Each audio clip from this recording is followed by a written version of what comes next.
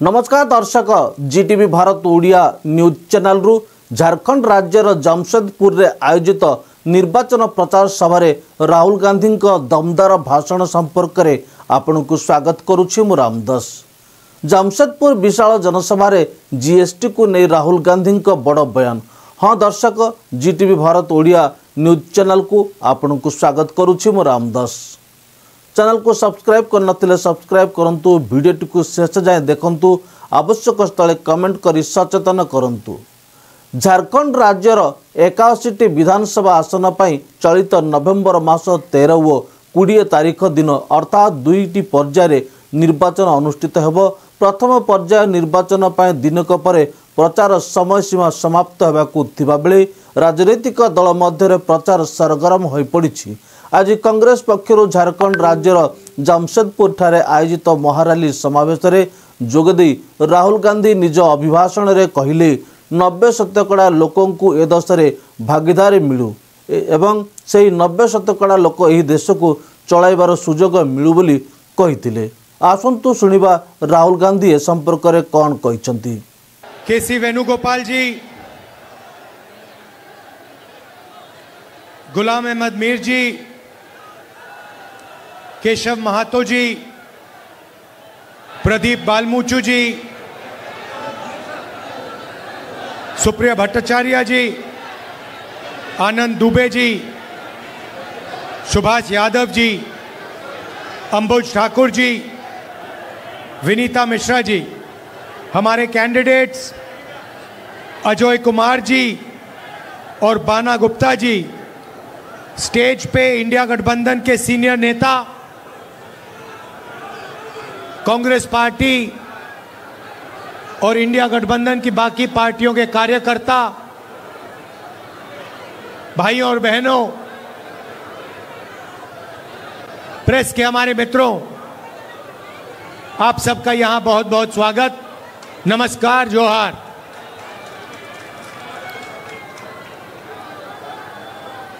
Mood कैसा है आपका? अच्छा है?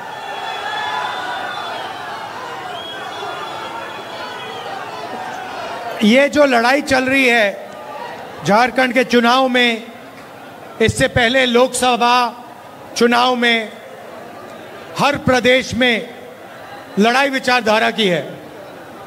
एक तरफ कांग्रेस पार्टी और इंडिया गठबंधन, दूसरी तरफ बीजेपी और आरएसएस। एक तरफ मोहब्बत, एकता, भाईचारा, इज्जत, दूसरी तरफ नफरत, हिंसा, क्रोध, अहंकार। ये लड़ाई है।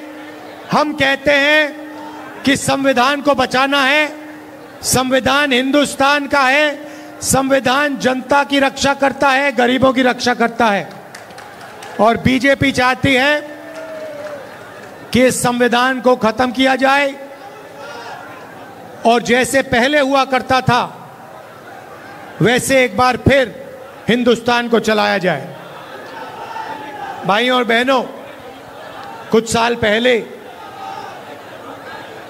कन्याकुमारी से कश्मीर तक हमने यात्रा निकाली थी। हम चले थे और एक ही मैसेज था,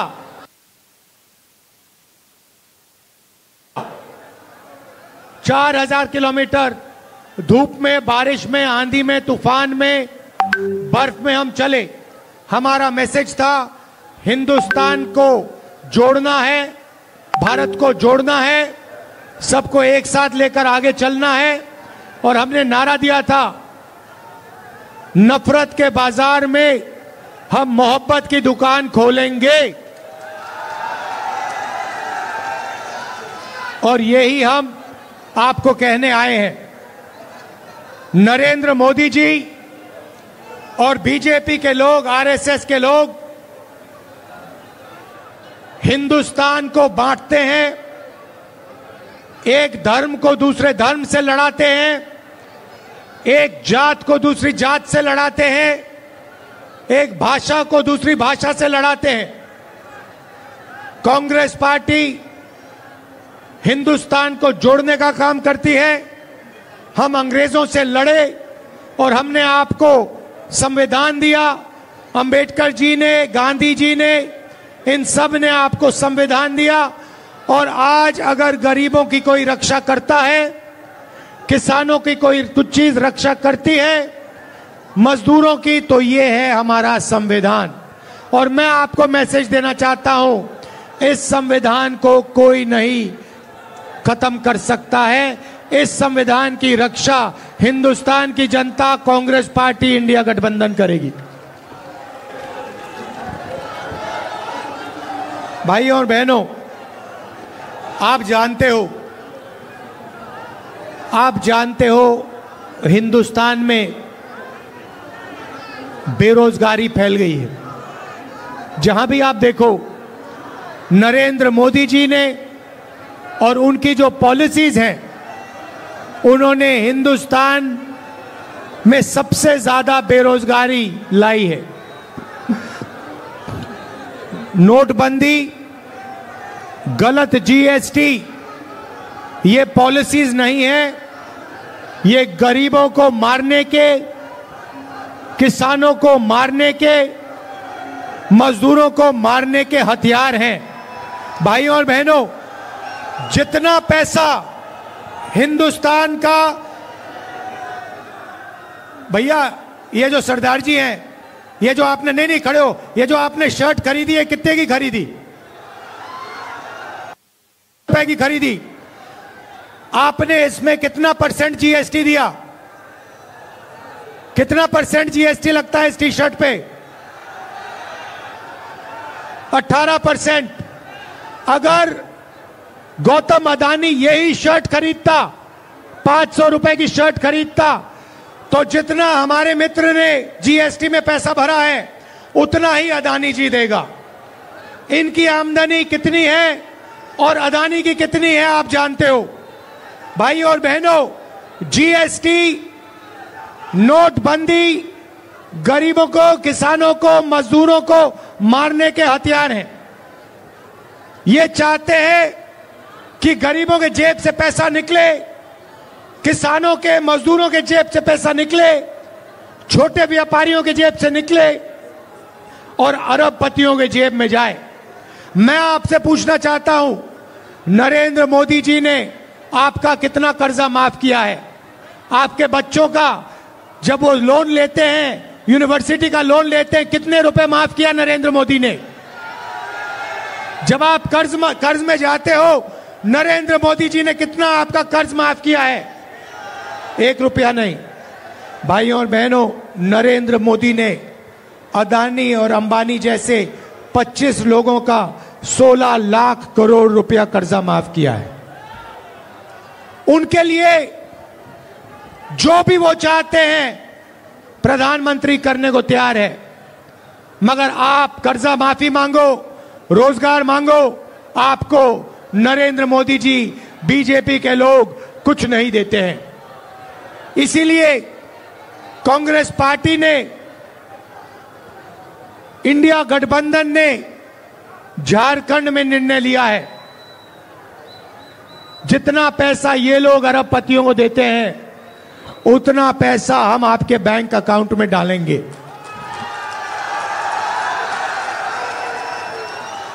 शुरुआत महंगाई की चोट हमारी महिलाओं को लगती है।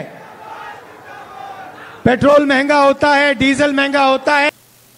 झारखंड राज्यर महिलांक पई कांग्रेस सरकार को आसिले कौन सबु सुविधा देबे, एही भाषण सभारे राहुल गांधी घोषणा सुनंतु। राहुल गांधी कौन कहिछन्ते? सब्जी, अनाज महंगा होता है। सबसे ज्यादा दर्द, सबसे ज्यादा दुख हमारी महिलाओं को होता है। वो इस देश की रीढ़ की हड्डी हैं, वो इस देश के भविष्य को की देखभाल करती हैं। इसीलिए हमने सबसे बड़ा स्कीम झारखंड की महिलाओं के लिए बनाया है। भाइयों और बहनों, यहां पे जो महिलाएं आई हैं, हजारों महिलाएं यहां आई हैं, मैं आपको कहना चाहता हूं, झारखंड की महिलाओं को चुनाव जीतने के एकदम बाद इंडिया गठबंधन हर महिला को 2,500 रुपए बैंक अकाउंट में हर महीने डाल के देगा। जनवरी, फरवरी, मार्च, अप्रैल, मई, जून, जुलाई, अगस्त, सितंबर, पहली तारीख को आपके बैंक अकाउंट में खटाखट 2,500 रुपए सीधा अंदर जाएगा और आपको मिलेगा। आपको राशन 7 किलो हर व्यक्ति को हर महीने राशन मिलेगा और गैस सिलेंडर 450 रुपए का होगा।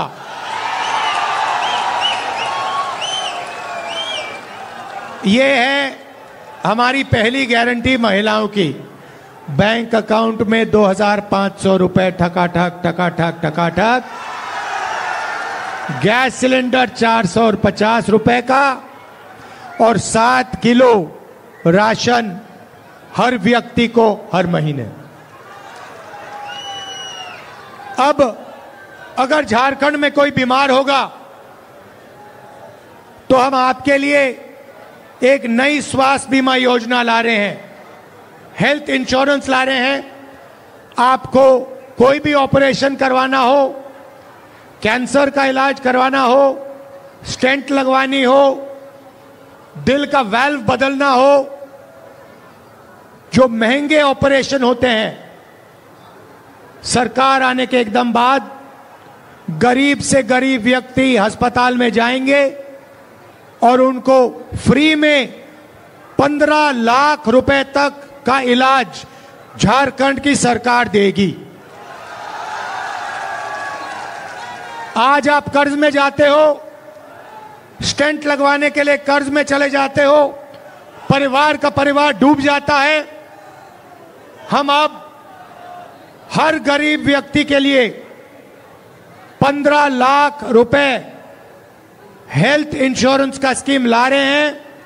बेहतर से बेहतर अस्पताल में दिल की सर्जरी, पेट की सर्जरी, हड्डी टूटेगी, कॉम्पाउंड फ्रैक्चर होगा एक्सीडेंट के बाद, रिकंस्ट्रक्शन, ये सारा का सारा 15 लाख रुपए के बीमे में कवर होगा। गरीब लोगों के लिए ये हमारा दूसरा वायदा है। देशर चाषी को सरकार आसिले कौन सबू सुविधा देवे आसंतु जानिबा। से संपर्क में राहुल गांधी कौन कहले सुनंतु। शहर में हूं मगर किसानों की आपकी इजाजत से 2 मिनट बात कर देता हूं। किसानों को धान के लिए 3,200 रुपए प्रति क्विंटल मिलेगा। हम चाहते हैं कि गरीबों के बैंक अकाउंट में कैश इंजेक्शन हो, पैसा डालना चाहते हैं, क्योंकि हम जानते हैं जब हम गरीबों के बैंक अकाउंट में पैसा डालते हैं तो अर्थव्यवस्था चालू हो जाती है। आप लोग इस पैसे से चीजें खरीदते हो, मार्केट में जाके खरीदते हो, शर्ट, पैंट, जूते, सेलफोन खरीदोगे, डिमांड बढ़ेगा, प्रोडक्शन शुरू होगा, फैक्ट्रियां चालू होंगी और एक साइकिल शुरू हो जाएगी। आपके बैंक अकाउंट में पैसा जाएगा, आप खर्च करोगे, माल खरीदोगे, फैक्ट्रियां चालू हो जाएंगी, फैक्ट्रियों में आपके बच्चों को रोजगार मिलेगा। यह आइडिया है। नरेंद्र मोदी अरबपतियों को पैसा देता है, वो सीधा पैसा लेके अदानी जैसे लोग हिंदुस्तान के बाहर ले जाते हैं, दूसरे देशों में ले जाते हैं, वहां इस पैसे को खर्च करते हैं, हिंदुस्तान के लोगों को कोई फायदा नहीं मिलता। अगला वायदा युवाओं के लिए, नरेंद्र मोदी जी ने आपको बेरोजगार बनाया, मगर हम आपको आपकी शिक्षा के लिए हर ब्लॉक में एक डिग्री कॉलेज खोलने जा रहे हैं और हर डिस्ट्रिक्ट में हम प्रोफेशनल कॉलेज आपके लिए खोलने जा रहे हैं। 500 एकड़ का इंडस्ट्रियल पार्क युवाओं के लिए रोजगार देने के लिए हर डिस्ट्रिक्ट में खुलेगा और 10 लाख युवाओं को हम झारखंड में प्राइवेट सेक्टर में और पब्लिक सेक्टर में रोजगार देने जा रहे हैं, सरकार में रोजगार देने जा रहे हैं। आखिरी बात, देशर रिजर्वेशन तथा संरक्षण स्थिति संपर्क में राहुल गांधी तांको भाषण रे कहिले, सुनंतु।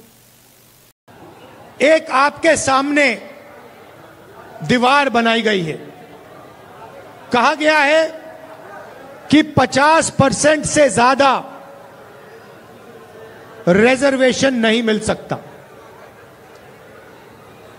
मैंने पार्लियामेंट में साफ कह दिया और यहां मैं दोहराना चाहता हूं कि कांग्रेस पार्टी और इंडिया गठबंधन ये जो रिजर्वेशन में 50% वाली दीवार बना रखी है, इस दीवार को हम तोड़ के परे कर देंगे, हटा देंगे। झारखंड में दलितों को 10% से बढ़ाकर 12% रिजर्वेशन मिलेगा, आदिवासियों को 26% से बढ़ाकर 28% मिलेगा, पिछड़े वर्ग को 24% से बढ़ाकर 27% रिजर्वेशन मिलेगा। हम ये करके देंगे। भाइयों और बहनों, देश में 8% आदिवासी हैं, 15% अल्पसंख्यक हैं, 15% दलित हैं, 50% पिछड़े वर्ग के लोग हैं। मगर आज तक अगर आप पूछें तो यह सच्चाई लोगों को नहीं मालूम है। इसीलिए हमने कहा है कि हम जाति जनगणना कराना चाहते हैं। हम पता लगाना चाहते हैं कि इस देश में कितने पिछड़े वर्ग के लोग हैं। हमारा अंदाजा है कि 50% है, मगर हम पक्का पता लगाना चाहते हैं। हम पता लगाना चाहते हैं अल्पसंख्यक कितने हैं, दलित कितने हैं, आदिवासी कितने हैं, और उसके बाद हम यह भी पता लगाना चाहते हैं कि इस देश की संस्थाओं में, इंस्टीट्यूशंस में, कॉर्पोरेट इंडिया में, मीडिया में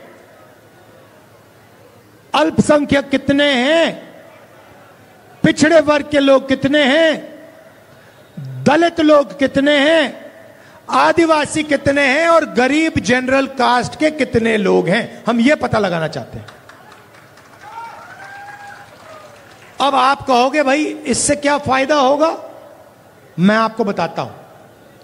भाई और बहनों, आप जीएसटी देते हो, देते हो नहीं देते हो? आपको पता भी नहीं लगता। शर्ट खरीदते हो जीएसटी, खाना खाते हो कहीं जाके जीएसटी, दुकान में चीजें खरीदते हो जीएसटी, आपके जेब से हर सेकंड जीएसटी निकलता है।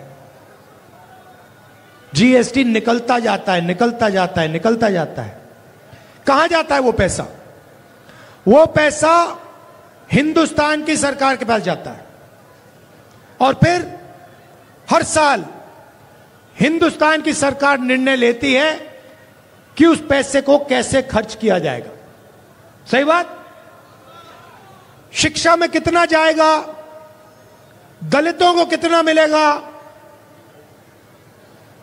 स्वास्थ्य में कितना जाएगा, पिछड़ों को कितना मिलेगा, अस्पतालों में कितना जाएगा, अरबपतियों का कितना कर्जा माफ होगा, ये सारे के सारे निर्णय हिंदुस्तान की सरकार लेती है हर साल एक बार। उसको हम बजट कहते हैं। आपने देखा होगा पार्लियामेंट में सूटकेस लेके, ब्रीफकेस लेके फाइनेंस मिनिस्टर आती हैं, ड्रामा होता है पूरा। देखा आपने? देखा है ना? वो देश का धन बांट रहे हैं। और आपने इस बार देखा होगा उन्होंने मक्खन बांटने के बाद वहां पे अफसरों की फोटो लगाई, देखा ना आपने, देखा ना? उसमें भाइयों और बहनों ना कोई पिछड़ा था, ना कोई दलित था, ना कोई आदिवासी था।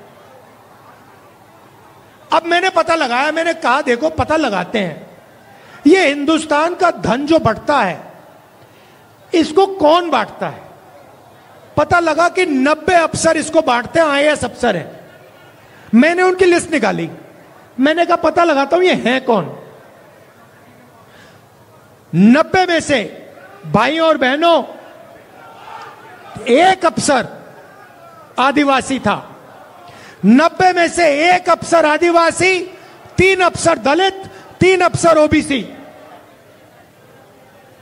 बात समझिए, 90 में से एक आदिवासी, 3 ओबीसी, 3 दलित। और फिर मैंने पता लगाया, भैया पता लगाओ ये जो पैसा बढ़ता है इसमें डिसीजन कौन ले रहा है। आदिवासी अफसर ने कितने रुपए का निर्णय लिया, दलित ने कितने रुपए का निर्णय लिया, पिछड़े अफसरों ने कितने रुपए का निर्णय लिया। आप हैरान हो जाओगे, पिछड़ों की आबादी 50%। मतलब अगर आपको हिंदुस्तान में 10 लोगों की भीड़ मिले, उसमें 5 आप पिछड़े हैं, 10 में से 5 पिछड़े। उधर आपके 90 में से 3 अफसर। और अगर हिंदुस्तान की सरकार 100 रुपए बांटती है तो 5 रुपए का निर्णय पिछड़े वर्ग के अफसर लेते हैं। आप सोचिए, आबादी 50%, भागीदारी 5%, दलितों की आबादी 15%। अगर हिंदुस्तान की सरकार 100 रुपए बांटती है तो दलित अफसर 1 रुपया का निर्णय लेते हैं। आपकी भागीदारी 100 में से 1 रुपया और आपकी आबादी 15%, आदिवासी 8% है। 100 रुपए में से 10 पैसे का निर्णय आदिवासी अफसर लेता है। यही हालत अल्पसंख्यकों की है। मतलब अगर आप 90% हिंदुस्तान को एक तरफ कर दो, इनकी इस देश में कोई भागीदारी नहीं है। आप मुझे बताओ ना, आप टीवी देखते हो, देखते हो नहीं देखते हो? देखते हो ना? आपको उसमें एंकर दिखते हैं, एंकर दिखते हैं ना, जो दिखते हैं ना, जो पत्रकार होते हैं। आपने कभी आदिवासी पत्रकार देखा है? आपने कभी पिछड़ा पत्रकार देखा है? दलित पत्रकार देखा है? अल्पसंख्यक पत्रकार देखा है? ना। 5% के बीच में बातचीत चल रही है। मगर आपको टीवी पे कभी किसान दिखा, मजदूर दिखा, छोटा व्यापारी दिखा? ना। अंबानी की शादी दिखी? नाच गाना दिखा अंबानी की शादी में? तो ना आप मीडिया में हो, ना आप सरकार में हो। प्राइवेट अस्पतालों की लिस्ट निकाल दो, उनके मालिकों की लिस्ट निकालो, मुझे बता दो। ये जो हैं सारे बड़े बड़े प्राइवेट अस्पताल, इनका मालिक एक ओबीसी, एक दलित, एक आदिवासी, एक अल्पसंख्यक, मुझे दिखा दो, मान जाऊंगा मैं। Private university, private college, private अस्पताल, हिंदुस्तान की 500 सबसे बड़ी कंपनियां, उसमें मुझे 90% से एक बंदा दिखा दो, मैं मान जाऊंगा। यह मैं आपको बताने आया हूं। इस देश में आपकी भागीदारी है ही नहीं। आप सिर्फ जीएसटी देते हो, आप सिर्फ मजदूरी करते हो। ये जो इमारतें हैं ये आपने बनाई हैं, ये जो सड़कें हैं, ये जो फ्लाईओवर हैं, ये आपने बनाए हैं। मगर ये जो मॉल आप बनाते हो, इनमें जो रेस्टोरेंट हैं, इनमें जो दुकानें हैं, आप इन दुकानों में, इन रेस्टोरेंट में अंदर ही नहीं जा सकते, आपको जूता मार के बाहर कर देंगे। यह सच्चाई है। 90% को अंदर नहीं जाने देंगे। तो मैं ये आपसे कहना चाहता था, यही है आपका रखवाला, यही हिंदुस्तान के गरीब को, कमजोर को, किसान को, मजदूर को, छोटे व्यापारी को बचा सकता है। और अब नरेंद्र मोदी, बीजेपी, आरएसएस इसको खत्म करने की कोशिश कर रहे हैं। मैं आपको बता रहा हूं, इसको हम कभी छूने नहीं देंगे। खत्म करने की बात छोड़ो, छूने नहीं देंगे।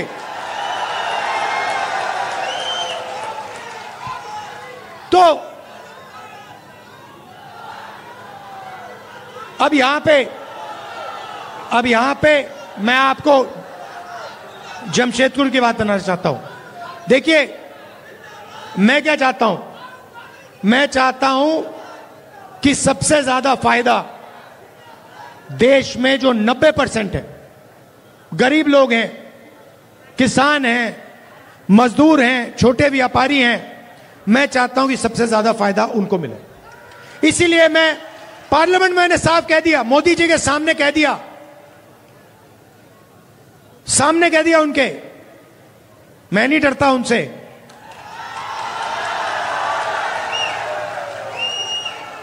आजकल मैं नहीं डरता, बात समझ लो, मैं नहीं डरता उनसे।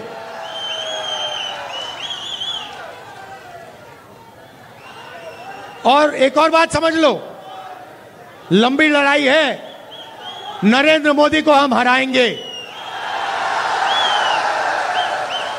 देख लेना, लिख के ले लो, नरेंद्र मोदी को हम हराएंगे। तो मैंने उनके सामने कह दिया, नरेंद्र मोदी, आप जाति जनगणना नहीं कराना चाहते हो। जब हम जाति जनगणना की बात करते हैं, आप चुप हो जाते हो। खबर टी को शेष जाए देखिथिबारु आपनको धन्यवाद। पुणी देखा अन्य एक खबर रे, सही समय पर्यंत विदाय नौछि। नमस्कार।